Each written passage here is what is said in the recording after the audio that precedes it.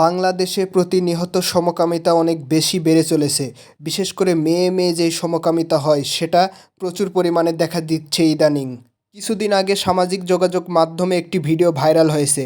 ভিডিওর স্ক্রিনে আপনারা যে ভিডিওটি দেখতে পাচ্ছেন, দুইজনই কিন্তু মেয়ে মানুষ। আর একজন সাইটে যাকে দেখতে পাচ্ছেন সে কিন্তু ছেলে নয় কোনো, সেও মেয়ে। আর দুইজন দুইজনের হাত ধরে আছে, দুইজনই আসলে মেয়ে।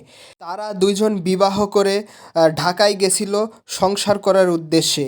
সেই মেয়েটি ঢাকায় যাওয়ার পর তার বাবা মা পুলিশকে ইনফর্ম করে অনেকক্ষণ থেকে তার মেয়েকে খুঁজে পাওয়া যাচ্ছে না।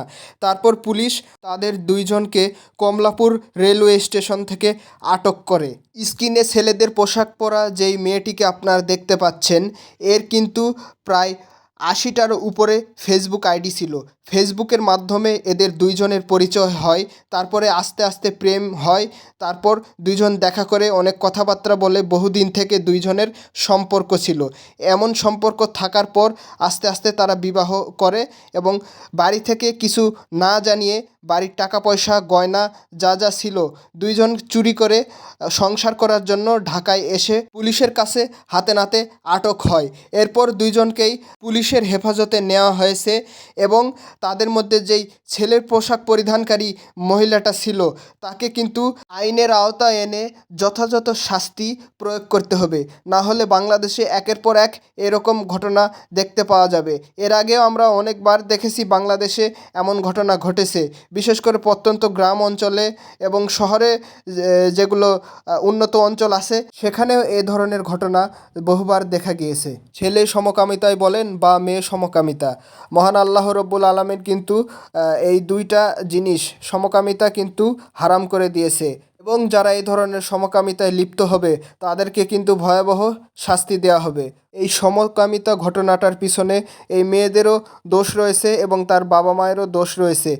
মেয়েদের পর্যাপ্ত সময় না দিলে তাদের বুদ্ধি বিকাশ হয় না, আস্তে আস্তে মেন্টালি ডিসঅর্ডার হয় এবং অনেক অনেক চিন্তাভাবনা ঘুরপাক খায়। পর্যাপ্ত সময় দিয়ে তাদেরকে কাউন্সিলিং করতে হবে।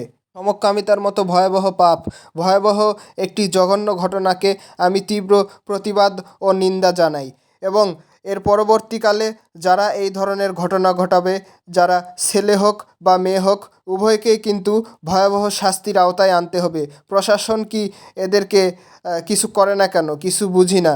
সরকার কি দেখছে না? সরকার তো অনেক অনেক আইন তৈরি করতেছে, কিন্তু এই ব্যাপারে কোনো আইন নেই কেন? আমার প্রশ্ন এবং জনগণের প্রশ্ন। আসলে এই ধরনের ঘটনা দেখলে বলতে হয় যে আমরা শেষ জামানায় বসবাস করছি। যাই হোক, ভিডিওটি ভালো লাগলে অবশ্যই লাইক, শেয়ার এবং সাবস্ক্রাইব করতে ভুলবেন না যদি ইচ্ছে হয়। তাহলে দেখা হবে নতুন কোনো এরকম ইনফরমেটিভ ভিডিওতে। ততক্ষণের জন্য ভালো থাকবেন, সুস্থ থাকবেন। দেখা হবে নতুন কোনো ভিডিওতে। আমার জন্য দোয়া করবেন সবাই, আমি যাতে ভালো থাকি, সুস্থ থাকি। ধন্যবাদ।